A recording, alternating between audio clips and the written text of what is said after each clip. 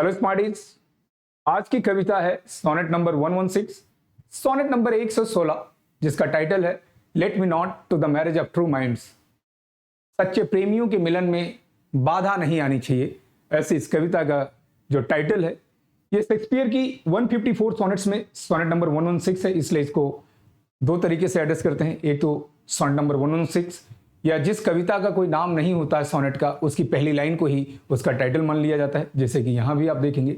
ये poem BA के syllabus में प्रिस्क्राइब्ड है, not only for BA students, this is equally important for MA students and those who are preparing for NET and competitive exams like TGT, PGT, LT grade and lectureship of other states.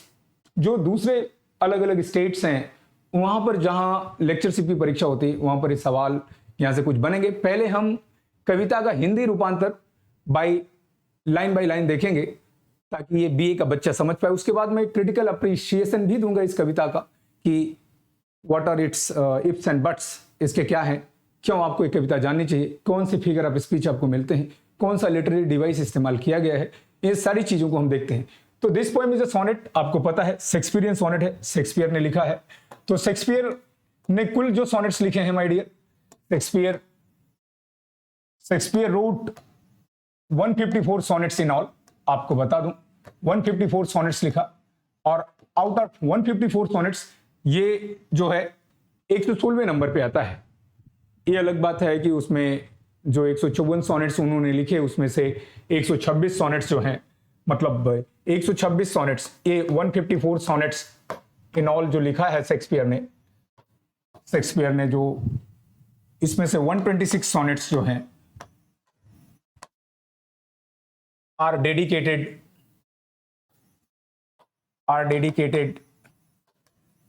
To a young man, a handsome young man. एक young man को dedicate है, ये कभी कभी पूछा जाता है, जिसका नाम आइडेंटिफाई किया गया है मिस्टर WH करके, मिस्टर WH। अब मिस्टर WH की आइडेंटिटी कौन सी है? ये कुछ लोग कहते हैं अर्ल ऑफ साउथहैम्पटन, जो थर्ड अर्ल थे वहां के, हेनरी राइजली नाम से इनको कहते हैं। हालांकि हेनरी राइजली नाम से कहते हैं, हेनरी राइजली कुछ लोग कहते हैं, जो एक अर्ल ऑफ साउथहैम्पटन थे, अर्ल ऑफ साउथहैम्पटन।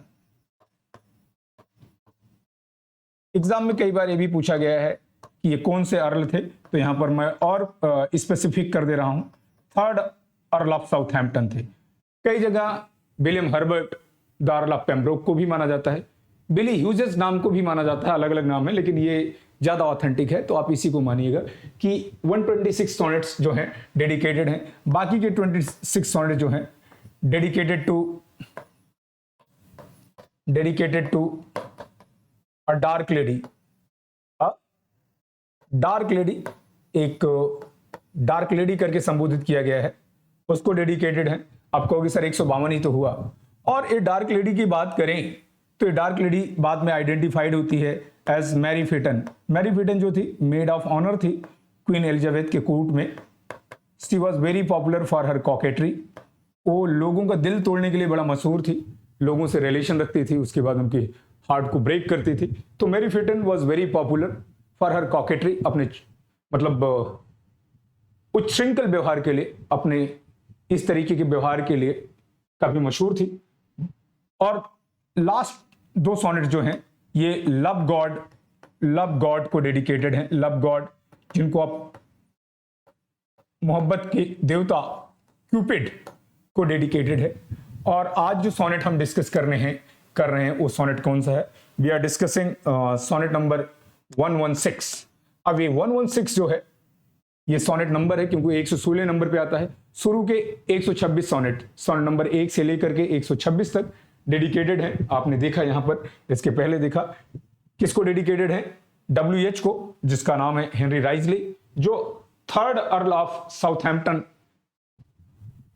ज्यादा ऑथेंटिसिटी के साथ आप कहते हैं, हालांकि ये हमेशा डाउटफुल रहा है। बाद में उन्होंने the portrait of mister WH नाम की एक कहानी लिखी ऑस्कर वाइल्ड ने, जिसमें आइडेंटिफाई करने की कोशिश की गई कि वास्तव में वो असली पोर्ट्रेट मतलब कौन है WH। तो उन्होंने सोनेट नंबर 20 का उदाहरण दिया कि उसमें एक जगह विली और ह्यूज आता है तो विली ह्यूज नाम का कैरेक्टर जो है उसको आइडेंटिफाई करते हैं। हालांकि उसमें जो कैरेक्टर है एक्साइन बाद में और ग्राहम, दो कैरेक्टर रहते हैं, ये आइडेंटिफाई करने के चक्कर में, अपनी थियरी को साबित करने के चक्कर में उनकी डेथ उसमें दिखाई गई है।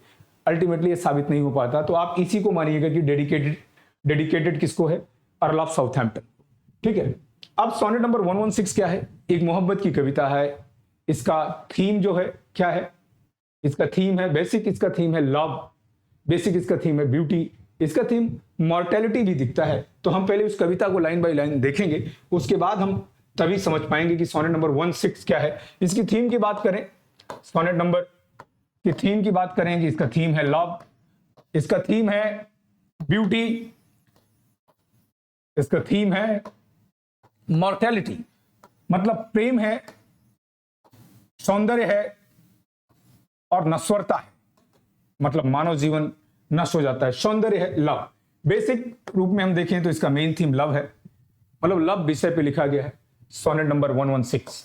ये जो सोनेट नंबर है 116 और डेडिकेटेड है यंग मैन को। ऐसा माना जाता है यंग मैन से उस शेक्सपियर के रिलेशन भी रहे, तो इस सोनेट को आप थोड़ा सा सेमी ऑटोबायोग्राफिकल या ऑटोबायोग्राफिकल भी कह सकते हैं।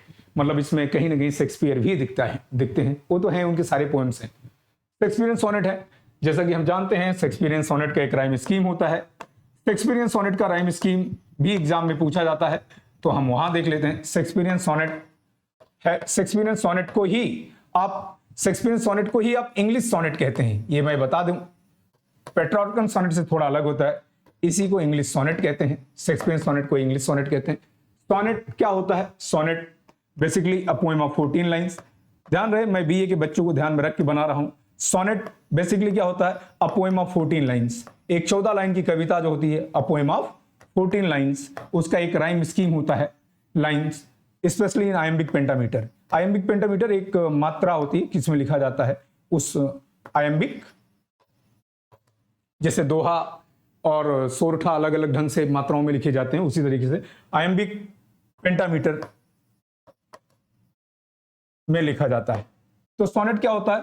अ poem of 14 lines written in form of, उसका एक अलग अलग सोनेट के प्रकार पे हम आएंगे कि पेट्रार्कन सोनेट है कि शेक्सपियरियन सोनेट है। ये जो शेक्सपियर ने लिखा है तो ऑब्वियसली शेक्सपियरियन सोनेट है। शेक्सपियरियन सोनेट के 3 पार्ट्स होते हैं। क्या होते हैं? 3 क्वार्टरन्स फॉलोड बाय अ कपलेट। तो इसका राइम स्कीम क्या है? इसका राइम स्कीम हम देखते हैं, राइम स्कीम देख लें क्या है।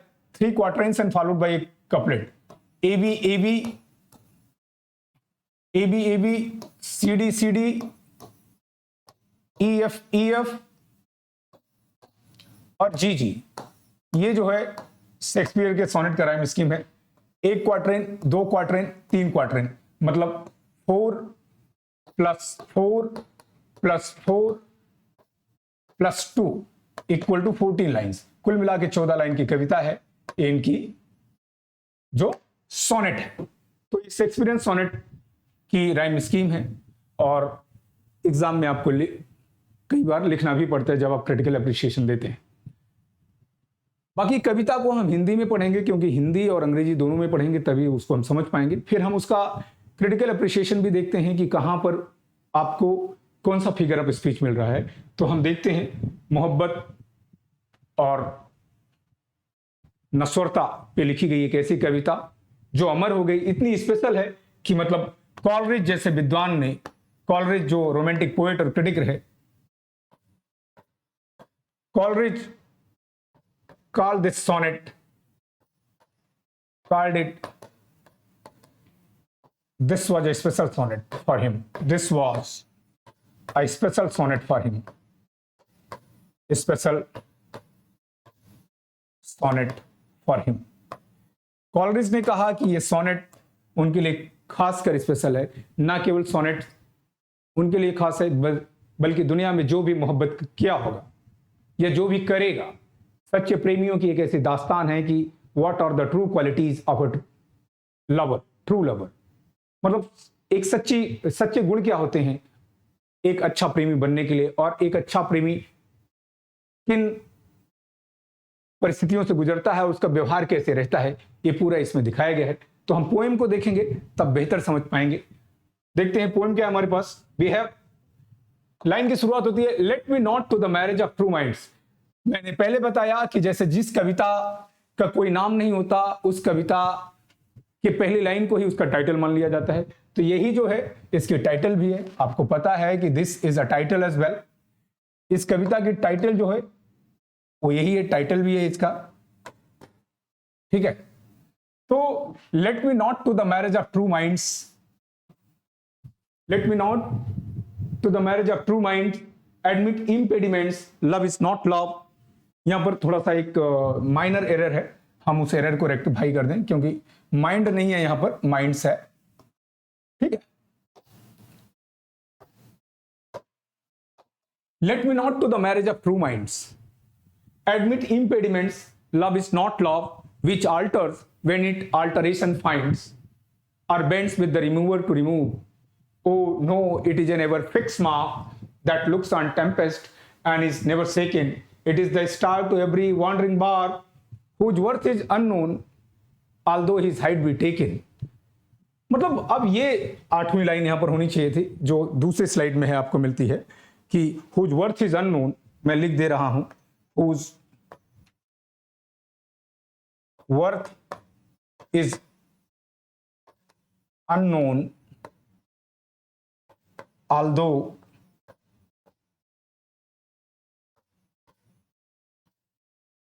its side be taken.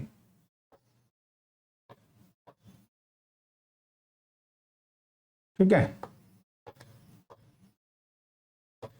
It's भी। अब ये जो है, अब 8 लाइन की कविता यहां से आप मानिए ये 8 लाइन है, फिर उधर 4 लाइन नीचे होगी whose worth is unknown although his height be taken। अब देखते हैं क्या है, पहले 8 लाइन समझते हैं हिंदी में। Let me not to the marriage of true minds, मतलब सच्चे प्रेमियों के मिलन में बाधा नहीं आनी चाहिए। आप कहोगे सर कैसे? दरअसल यहां पर लेट मी नॉट, अब यहां पर लेट मी नॉट जो है, यहां के बाद आपको करना क्या है, यहां करना है लेट मी नॉट एडमिट इंपेडिमेंट्स। जैसे एक प्रकार का एल्यूजन है। एल्यूजन का मतलब क्या होता है, जब किसी चीज को रिफर करते हैं, आप रेफरेंस देते हैं। अब ईसाई धर्म में एक प्रथा है, एक प्रैक्टिस है कि चर्च में जो फादर होता है, वो जो लोग शादी के समय गैदर होते रहते हैं, उनको कहता है कि क्या सच्चे प्रेमियों के मिलन में कोई अड़चन होनी चाहिए, कह रहे late me not, late me not, मुझे मत स्वीकार करने दो। क्या एडमिट मतलब स्वीकार करना, इंपेडिमेंट्स कोई बाधा नहीं होनी चाहिए। इंपेडिमेंट्स मतलब obstacle, there should be no obstacle, there should be no hurdle, there should be no impediment on the path of true love. सच्चे प्रेम के रास्ते पर कोई हर्डल नहीं होना चाहिए। The marriage of true minds, कैसे? द मैरिज, मैरिज क्या है? This is union, union of true minds. ध्यान रहे, this is a union of mind not bodies. This is also very important. यहां पर कवि क्या है, प्लेटोनिक लव की बात कर रहा है, रूहानी मोहब्बत की बात कर रहा है, ये फिजिकल लव की बात नहीं कर रहा है। कह रहा है कि let me not to the marriage of true minds, मतलब my mind is not ready to accept, मैं स्वीकार नहीं कर सकता किसी भी प्रकार की बाधा का सच्चे प्रेमियों के मिलन में। Marriage of true minds, marriage का मतलब union, union of two bodies is called marriage. लेकिन यहां पर this is marriage of not body, this is not union of flesh and body, this is union of soul, रूहानी मोहब्बत। Let me not to the marriage of true minds admit impediment, यहां सच्चे प्रेमियों के लिए संदेश है। और यहां पर एक फिगर ऑफ स्पीच क्या मिल रहा है, हर लाइन पे बताते जाएंगे तो ज्यादा अच्छा रहेगा। लेट मी नॉट एडमिट, अब होना क्या चाहिए, सेंटेंस होना था कि लेट मी नॉट एडमिट, अब लिखा गया let me not to the marriage of true minds. अब जब सेंटेंस के क्रम को बदल दिया जाता है, शब्द के क्रम को बदल दिया जाता है किसी बात पर जोर देने के लिए, तो वहां पर क्या फिगर ऑफ स्पीच होता है। यहां पर इस लाइन में अगर हम देखें तो ये जो है आप देख रहे हैं, लेट मी नॉट, होना क्या चाहिए, let me not admit, admit impediments, होना ये चाहिए, होना ये चाहिए।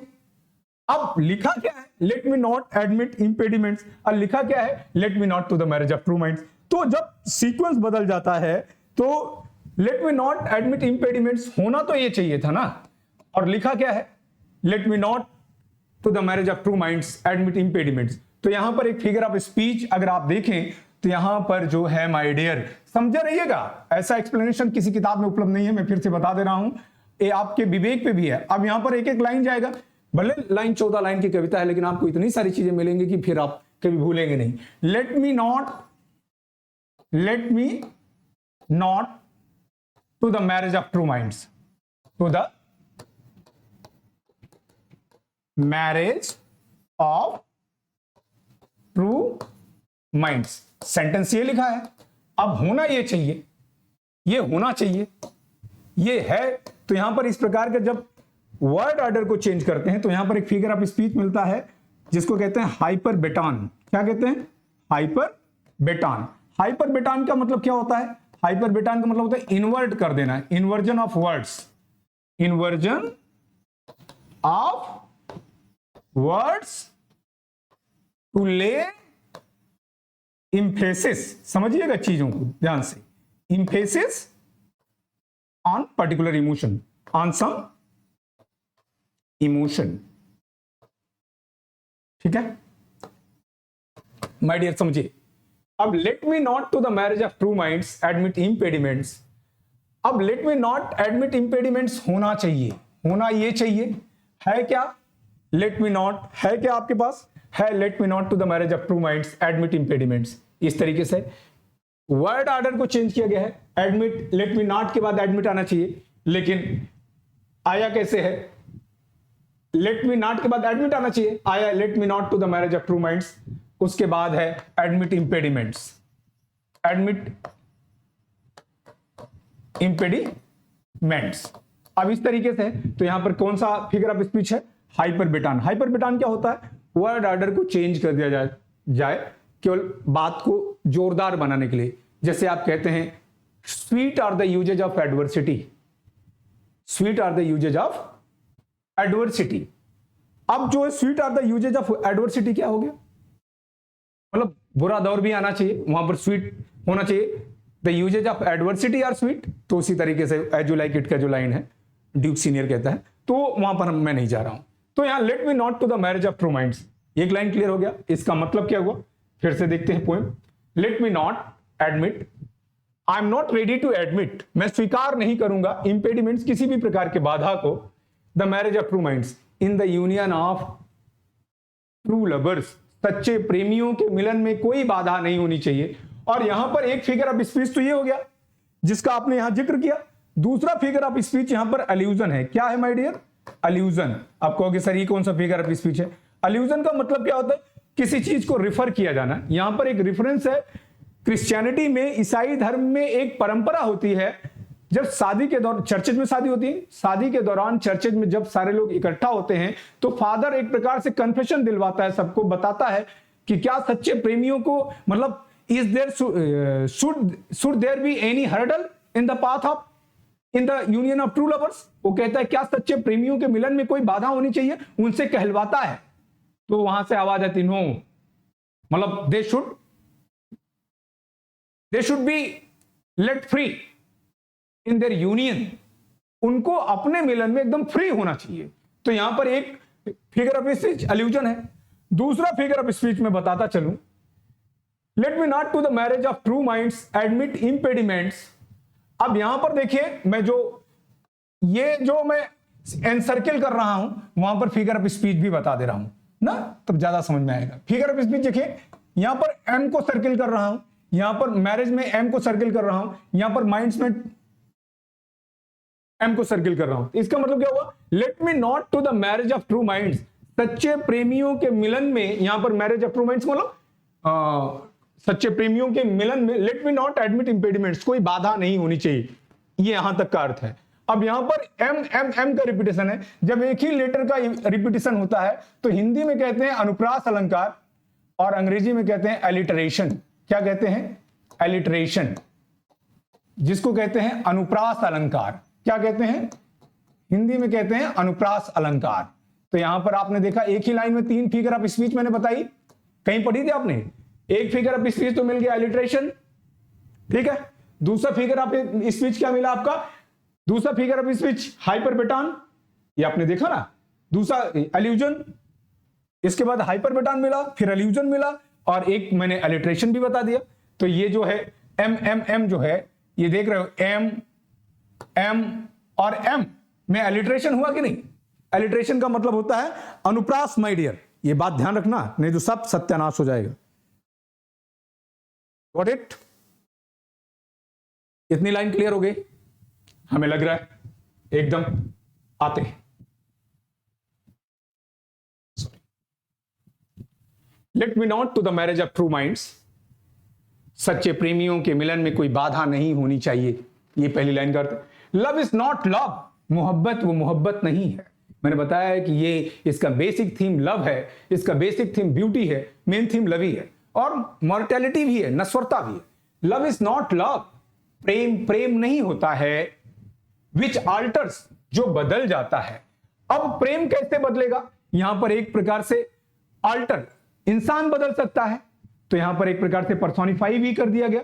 Love is not love alters when it alteration finds, सच्चा प्रेम वो प्रेम नहीं होता है जो बदल जाता है।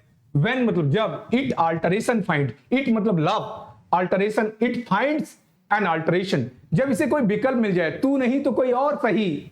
जब कोई सच्चा प्रेम वो नहीं होता, सच्चा प्रेम क्या होता है? यू एन ओनली, और मैंने बताया कि ये प्लेटोनिक लव है, प्रैक्टिकल जीवन में संभव नहीं है।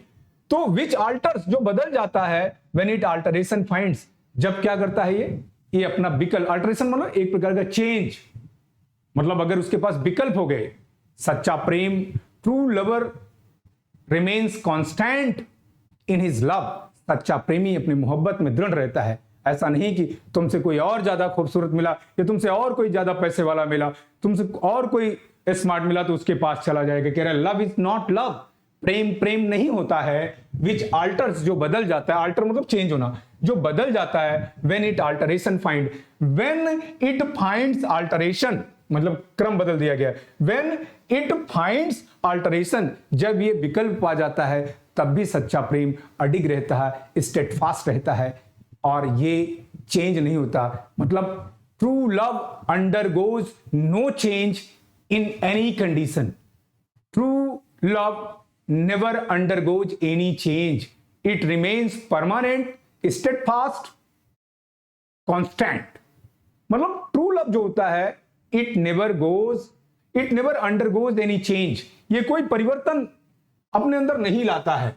Or bends, same idea is repeated, यहां पर आर बेंड्स अथवा झुक जाता है, with the remover to remove, with the remover मतलब प्रभावित करने वाले से, टू रिमूव मतलब कोई आपके जीवन में इस तरीके की बात करे, अरे यार कहां उसके पीछे पड़े हो, आओ मेरे पास तो बहुत, मैं फरारी से चल रहा हूं, बेंज से चल रहा हूं, रेंज रोवर से चल रहा हूं, कहां उसके पीछे पड़ी हो, आओ मेरे साथ। तो कह रहा है यहां पर love is not love which alter, this is the same idea here in different words, same idea is repeated in different words, same idea को रिपीट किया गया है अलग अलग शब्दों से। कह रहा है कि आर बेंड्स अथवा झुक जाता है, विद रिमूवर टू रिमूव।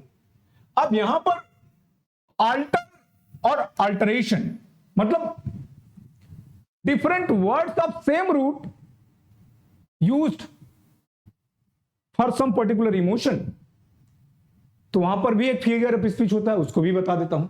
यहां पर देखिए, which alters love is not love, वो प्रेम प्रेम नहीं होता है जो बदल जाता है। तो love is not love that altars, तो यहां पर पर्सोनिफिकेशन हो गया, क्योंकि प्रेम कैसे बदल सकता है, इंसान बदल सकता है, तो वहां पर एक पर्सोनिफाई कर दिया गया।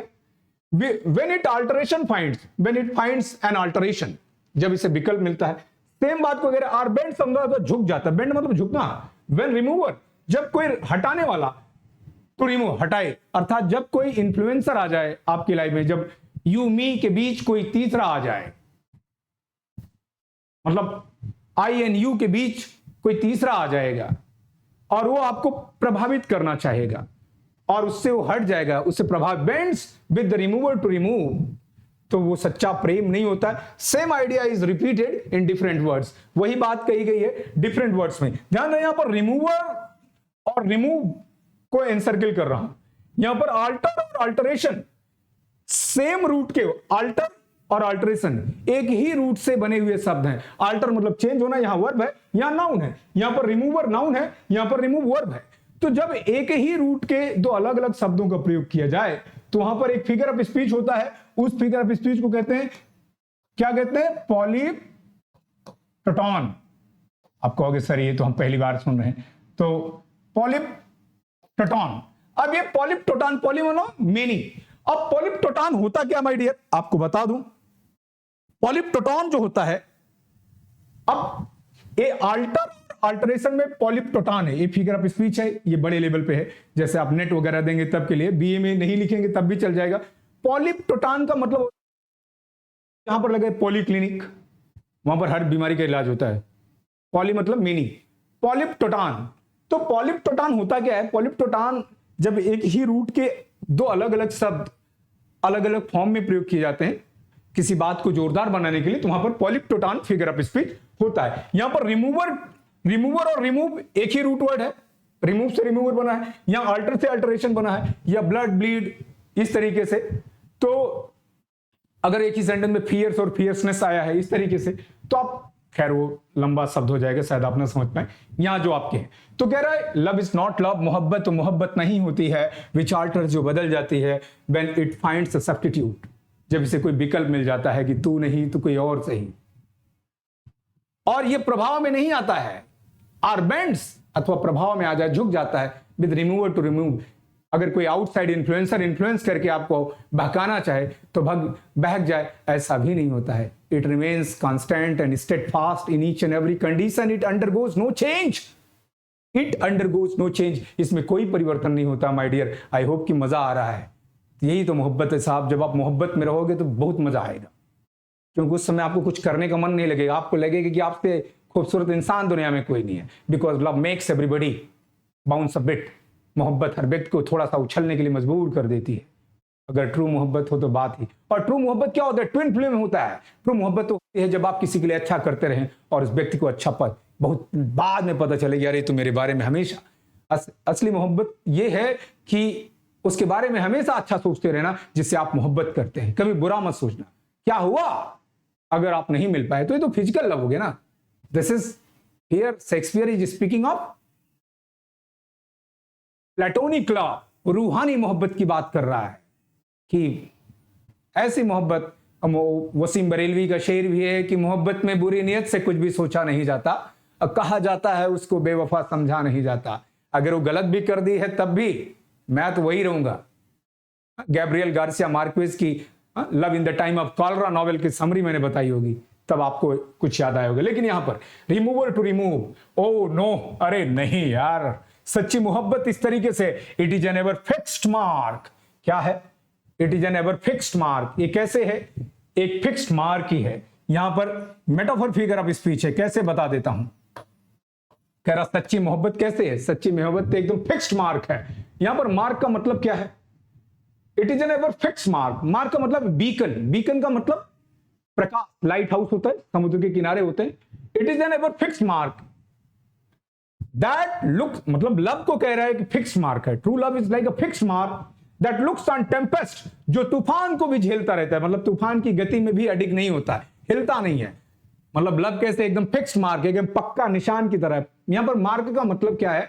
जैसे समुद्र के किनारे जब नाव वगैरह, जब समुद्र में नाव वगैरह भटक जाते हैं तो वो रास्ता ढूंढते हैं उस बीकन को देख करके किधर है। तो कह रहा है it is an ever fixed mark that looks on tempest and is never shaken. और क्या है? It is never shaken that looks on tempest. यहां पर लाइट, मार्क का मतलब लाइट से है। लाइट का मतलब लाइट हाउस वाले लाइट से, जो समुद्र के किनारे वगैरह आपने लाइट हाउस देखा होगा, फिल्मों में देखा होगा। तो it is an ever fixed mark, ये क्या है? एक फिक्स्ड निशानी है, मार्क है। दैट लुक्स ऑन टेम्पेस्ट, जो तूफान की गति को भी झेलता है। लुक्स ऑन टेम्पेस्ट, तूफान को भी देखता, मतलब जो तूफान के भी प्रभाव से घबराता नहीं है, वो हर मौसम में वो एक जगह रहता। एंड इज नेवर शेकन, और अडिग रहता है। It is the star. और सच्ची मोहब्बत यहां पर क्या है? It is star. यहां पर भी मेटाफर है। It is star to every wandering bark, ये हर भटके हुए, बार्क का मतलब यहां पर नाव से है, बोट से है या जहाज से है, बोट या शिप से है। ठीक है, कह रहा है इट इज स्टार, इस तारे की तरह। कौन से तारे की तरह है? उत्तर दिशा में टिमटिमाने वाले तारे, फिक्स मार्क की तरह है, पोल स्टार की तरह है, ध्रुव तारे की तरह है। टू एवरी वॉन्डरिंग बार्क, हर भटके हुए, वॉन्डरिंग माने जो भटक गया हो रास्ते में, समुद्र में जब जहाज रास्ता भटक जाए, बार्क अपना रास्ता को खो जाए, तो अगर प्रेमी अपने रास्ते से भटक जाए, प्रेमी जो नॉर्मल प्रेमी है जो रास्ते से भटक गया वो बार्क है, और जो सच्चा प्रेमी है वो स्टार की तरह है। तो मतलब लव क्या है? ट्रू लव क्या है? True love is like a star, उस तारे की तरह। कैसे तारे की तरह है? उत्तरी ध्रुव में ध्रुव तारे की तरह है, पोल स्टार की तरह है। जो आपको पता है पोल स्टार हमें, ध्रुव तारा हमेशा उत्तर दिशा में निकलता है। तो जब नाविक रास्ते में भटक जाता है तो वो दिशा का अनुमान कैसे लगाएगा? दिशा का अनुमान देखेगा, अच्छा तारा इधर टिमटिमा रहा है, तो उसे क्लियर हो जाएगा ये नॉर्थ है तो इधर साउथ होगा, इधर वेस्ट होगा और इधर ईस्ट होगा। तो उसे idea, he gets an idea in what direction he has to sail, किस डायरेक्शन में उसे अपनी नाव ले जाना है। तो सच्ची मोहब्बत भी उसी तरीके से है। क्या है? एक दिशा देती है। It provides a direction for lovers in their life, ये उनके जीवन में एक दिशा देती है। मुझे लग रहा है कि मैं 8 लाइन आपको समझा। उसके बाद हुज वर्थ इज अननोन, हालांकि इसकी जो इस पोल स्टार की जो वर्थ है, जो ट्रू वैल्यू है, उसको तो कोई माप नहीं सकता कि कितने जहाज में भटका हुआ नाविक के लिए उससे ज्यादा वैल्यूएबल क्या होगी अपने घर पहुंच जाए। और उसकी वर्थ जो है, उसकी वैल्यू जो है, हुज वर्थ, जिसकी वर्थ जो है, जिसकी वैल्यू जो है अननोन है। आल्दो, यद्यपि हिज हाइट बी टेकन, इसकी ऊंचाई को यद्यपि सेक्सटेंट एक इंस्ट्रूमेंट होता है जो नाविकों के पास रहता है सही मेजरमेंट करने के लिए डिस्टेंस की। कह रहा है हुज वर्थ इज अननोन, यद्यपि इसकी ट्रू वैल्यू जो है उसको नापा नहीं जा सकता। इसकी ट्रू वैल्यू तो अज्ञात है कि इतना कितना महत्वपूर्ण था। हालांकि इसकी ऊंचाई को सेक्सटेंट के माध्यम से, सेक्सटेंट एक प्रकार का वो होता है जो समुद्र में जहाज के नाविकों के लिए रहते हैं दूरी मापने के लिए। तो ये जो सेक्सटेंट है उसके माध्यम से उसकी हाइट को तो नापा जा सकता है, लेकिन उसकी ट्रू वैल्यू को कोई पता नहीं लगा सकता कि वो पोल स्टार की ट्रू वैल्यू क्या है। आप सोचिए कितना डीप थॉट दिया है। और यहां पर कवि ने क्या बात करी है? कवि ने बात करी है सच्ची मोहब्बत की। सच्ची मोहब्बत कैसे है? उस ध्रुव तारे की है। सच्ची मोहब्बत उस फिक्स मार्क की तरह है, बेकन की तरह है, जो जहाज उस लाइट को देख करके अपना उस दिशा में मुड़ जाता है। तो ये क्या है? और ये पोलिप्टोटान भी एक फिगर ऑफ स्पीच आपको पता चला। आगे की स्लाइड में देखते हैं। ये तो लाइन होगी। आगे की स्लाइड क्या है? आगे देखिए, हुज वर्थ इज अननोन, यहां पर बता ही दिया, whose worth is unknown although his height be taken, मतलब जिसकी योग्यता, जिसकी value, true value of that pole star, उस ध्रुव तारे की जो वर्थ है, जो ट्रू वैल्यू हुई, वो अज्ञात है। नोबडी कैन नो दैट, उसे कोई नहीं जान सकता, और हम कॉमन लोग तो बिल्कुल नहीं जान सकते। उसी तरीके से सच्चे प्रेम की जो वैल्यू है वो अननोन है। हाँ, आप उसको कह सकते हैं कि फलाने ने ऐसे किया था। Although his height be taken, you can give so many example. उसकी ऊंचाई को तो नापा जा सकता है, लेकिन उसकी ट्रू वर्थ को नहीं बताया जा सकता। कौन? उस पोल स्टार को कैसे नापा जा सकता है? जो समुद्र में जो जहाज नाविक होते हैं उनके पास सेक्सटेंट होता है। सेक्सटेंट क्या होता है? एक प्रकार का इंस्ट्रूमेंट होता है। इंस्ट्रूमेंट क्या होता है? इंस्ट्रूमेंट औजार होता है। आप गूगल करोगे यू विल फाइंड। टाइमफुल, यहां पर क्या है? Love is not time's fool though rosy lips and cheeks within bending sickle's compass come. अब क्या है? जो प्रेम है, सच्चा प्रेम जो है, इज नॉट टाइम्सफुल, उस समय का फूल नहीं है। विदु फूल का मतलब जैसे नाटक में देखा होगा मस्खरा होता है, जोकर होता है। तो यहां पर दो आइडिया हैं, टाइम और लव। टाइम और लव दोनों कैसे आइडिया हैं जिसको आप देख नहीं सकते, अब्स्ट्रैक्ट आइडिया हैं। दोनों को इंसान की तरह बताया गया कि लव को यहां बताया गया कि लव इज नॉट टाइमफुल, टाइम को राजा बनाया गया। टाइम समय का गुलाम नहीं है, समय का विदूषक नहीं है। कौन? लव। और लव इन चीजों से परे है। मतलब टाइम क्या होता है? Time spoils everything. आज जो आप खूबसूरत दिख रहे हैं, स्मार्ट दिख रहे हैं, after a time, after this youth goes over, तो यहां पर रिंकल्स पड़ जाएंगे, झुर्रियां पड़ जाएंगी, दांत कम नहीं, sense teeth, sense size, sense everything, अब सब कुछ नहीं रहेगा। Without eyes, without teeth, without beauty and glow on your face, तब कौन प्यार करता है? लव इज नॉट टाइम फूल, समय गुलाम नहीं, मतलब प्रेम जो है समय का गुलाम नहीं है। यहां पर पर्सोनिफिकेशन है। कौन सा फिगर ऑफ स्पीच है? पर्सोनिफिकेशन, निर्जीव चीजों को या अब्स्ट्रैक्ट आइडिया को मनुष्य की तरह प्रस्तुत कर दिया जाए। तो love is not time fool, love जो है समय का गुलाम नहीं है। दो यद्यपि रोजी लिप्स एंड चीक्स, यद्यपि ये खूबसूरत ये लाल होंठ और गुलाबी गाल जो है ये समय के गुलाम है। अर्थात टाइम अपना प्रभाव शारीरिक सौंदर्य पे तो दिखाएगा, लेकिन ट्रू लव जो है, स्टेडफास्ट लव है, जो प्लेटोनिक लव है, जो रूहानी मोहब्बत है, वो हमेशा अप्रभावित रहेगी समय के उस मतलब काल के प्रभाव से, हमेशा विमुख रहेगा, मतलब उसे काल का प्रभाव उस पर नहीं पड़ेगा, क्योंकि ट्रू लव है। लव इज नॉट टाइम फूल, प्रेम जो है समय का गुलाम नहीं। यहां पर ये बताया कि टाइम मोनार्क है, लव मान लो एक फूल है, तो प्यार जो है समय का गुलाम नहीं बन सकता, क्योंकि प्यार प्यार है। दो मस्तिष्कों का मिलन जहां पर होता है, सच्चा प्रेम वहीं पर होता है। ये जो हमारे एक प्रोफेसर रहे, अब नहीं रहे, आदरणीय सुरेश चंद्र दुबे सर इलाहाबाद यूनिवर्सिटी में थे, तो उन्होंने इसका हिंदी रूपांतर किया था कि दो मस्तिष्कों का मिलन जहां पर होता है, सच्चा प्रेम वहीं पर होता है। यहां पर मस्तिष्कों का मिलन का मतलब you may not meet physically, but your ideas may have similarity and you love each other. बहुत सारी ऐसे मोहब्बत की कहानियां हैं कि हमेशा आप किसी से प्यार करते रहे, किसी के आइडियाज को पसंद करते रहे, वो भी उसी को कहते हैं, अंग्रेजी में कहते हैं twin flame. Bending sickle's compass come, ये जो love is not time fool, love तो जो है सच्चा प्रेम जो है समय के प्रभाव में नहीं आता है, वो समय का गुलाम नहीं है, समय का विदूषक नहीं है। दो यद्यपि रोजी लिप्स, गुलाबी गाल, हैंड चीक्स, और जो चीक्स है विदिन मतलब के अंदर, हिज बेंडिंग सिकल्स, इसके प्रभाव में, इसके दायरे में, कंपस कम मतलब ये सौंदर्यता, ये physical beauty is influenced by time, but true love remains steadfast. Time can not cast its influence on true love. समय अपने प्रभाव को नहीं डाल सकता है सच्चे प्रेम पर।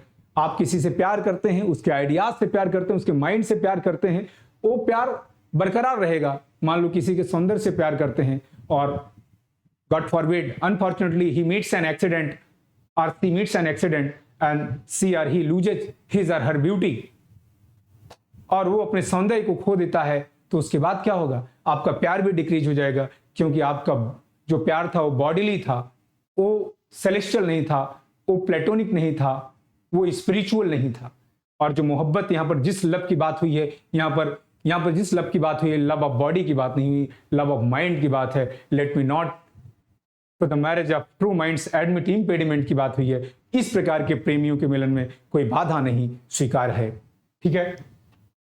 विदिन हिज बेंडिंग सिकल, यदि सिकल का मतलब हंसिया, जिससे घास फूस काटते हैं हम, तो इसके अंदर जो टाइम के प्रभाव से जो इस जीवन में घास फूस जो तमाम चीजें उगाती हैं, इसके प्रभाव में टाइम इनको तो काट देता है, लेकिन सच्चे प्रेम को नहीं काट सकता।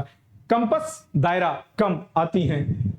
लव अल्टर्स नॉट, यहां भी आप देख रहे हैं, लव अल्टर्स नॉट, प्रेम नहीं बदलता। यहां भी पर्सोनिफिकेशन है। प्रेम कैसे love alters not with his brief hours and weeks, मतलब time is divided into weeks and hours.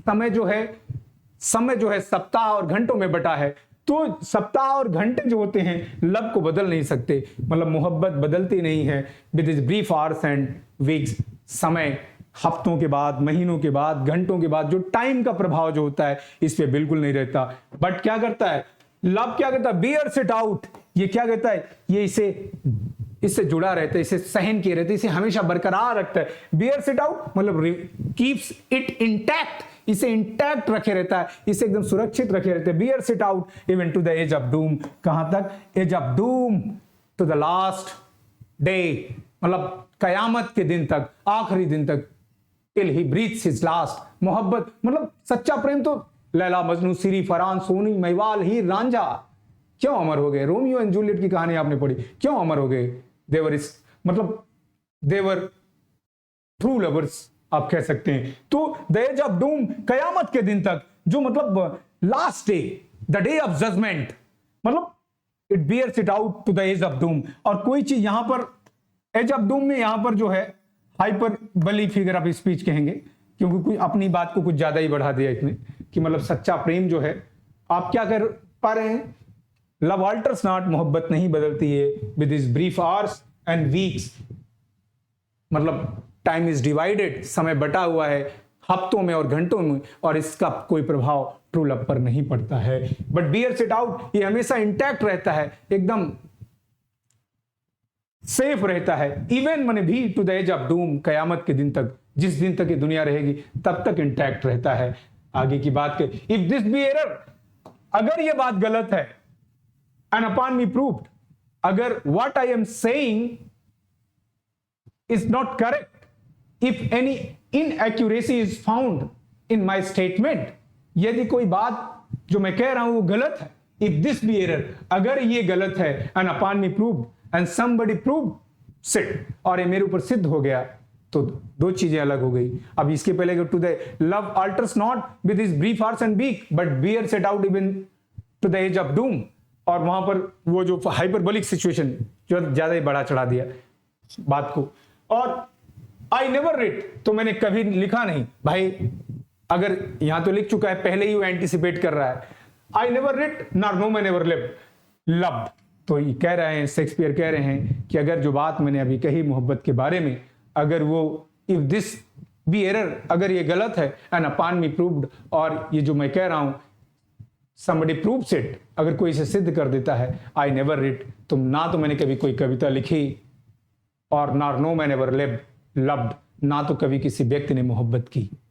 तो ये कविता जो थी, ये इसका हिंदी रूपांतर और अंग्रेजी रूपांतर सब आपने देखा। आई होप कि आपको अच्छी लगी होगी। अब एक क्विक रिकैप करते हैं, इसका राइम स्कीम हम देख लेते हैं क्या है। देखो, इसका राइम स्कीम मैंने बताया, ए बी, तो यहां पर हम देखते हैं इसका राइम स्कीम, ए, यहां पर बी, यहां पर फिर ए, फिर यहां पर बी, ए बी, फिर हम ए बी हो गया, फिर यहां पर मार्क कर देंगे सी, उसके बाद सी डी, फिर यहां पर कहां है, it is the start of, फिर सी डी सी, और फिर यहां पर डी। अब देख रहे हो, ये राइम स्कीम है, ठीक है, ए बी सी डी, और उसके बाद क्या है, यहां पर वो तो फिर से आ गया, सी डी यहां तक हो गया था, उसके बाद ई एफ,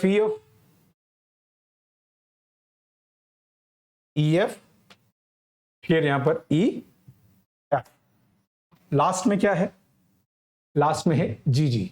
तो ये जो 14 लाइन की कविता है, इनका राइम स्कीम है। राइम स्कीम ये शेक्सपियर का सोनेट है, और मुझे लगता है कि आपको ये सोनेट जरूर पसंद आई होगी। कहीं किसी डाउट में, किसी भी लाइन में डाउट हो तो कमेंट बॉक्स में जरूर लिखिएगा। मेरा उद्देश्य था कि बीए का बच्चा इसको समझ पाए। वैसे ये सोनेट बहुत स्पेशल थी, कॉलरिज जैसे विद्वान ने भी इस सोनेट को कहा, this is a special sonnet for me. Shakespeare ने कुल 154 सोनेट्स लिखे हैं। 154 सोनेट्स में 126 सोनेट्स उन्होंने यंग मैन WH को डेडिकेट किया है। मिस्टर WH जो है वो थर्ड अर्ल ऑफ साउथहैम्पटन है, जिनको आप हेनरी राइजली नाम से जानते हैं। उसका और भी एक संभावित नाम रहता है, विलियम हर्बर्ट करके हैं, जो अर्ल ऑफ पेम्ब्रोक हैं। तो दोनों नाम आपको मिलते हैं। आई होप कि आपको ये कविता पसंद आई होगी, और आप कमेंट बॉक्स में जरूर लिखिए कि शेक्सपियर के और कौन से सोनेट का हिंदी रूपांतर इसी तरीके से आप चाहते हैं, जिसमें इस तरीके का एक्सप्लेनेशन या फिगर ऑफ स्पीच आपको मिला होगा। आपको फिगर ऑफ स्पीच कहाँ कहाँ मिला वो लाइन मैंने बता दिया है। Hope this helps you. Thank you very much.